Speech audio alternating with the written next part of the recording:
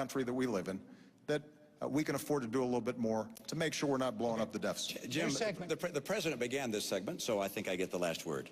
So I'm going to take. You're going to get the first word in the next segment. Well, but he gets the first word of that segment. I get the last word of that segment. I hope. Let me just make this comment.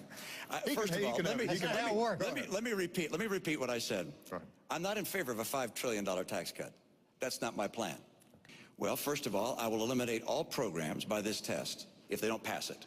Is the program so critical it's worth borrowing money from China to pay for it? And if not, I'll get rid of it. Obamacare is on my list. I apologize, Mr. President. I use that term with all respect, by the way. Good. Okay, good. So I'll get rid of that. I'm sorry, Jim. I'm going to stop the subsidy to PBS. I'm going to stop other things. I like PBS. I love Big Bird. I actually like you too. But I'm not going to keep on spending money on things to borrow money from China to pay for. So that's number one. Leverage limits for institutions. Well, there's a specific. But let's mention the other one. Let's talk the big one. No, let's not. Okay. Let's let him respond.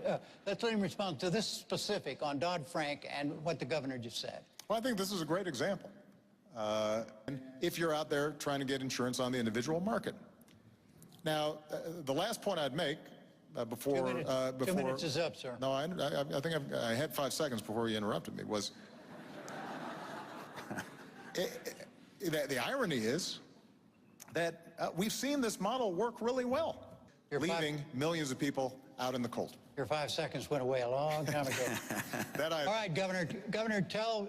It just reminds me of, he says that he's going to close deductions and loopholes for his tax plan. That's how it's going to be paid for, but we don't know the details.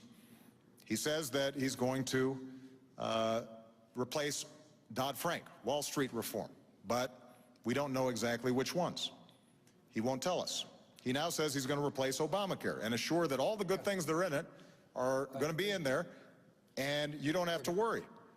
And at some point, I think the American people have to ask themselves, is the reason that Governor Romney is keeping all these plans to replace secret because they're too good? Is it because that somehow middle-class families are going to benefit too much from them?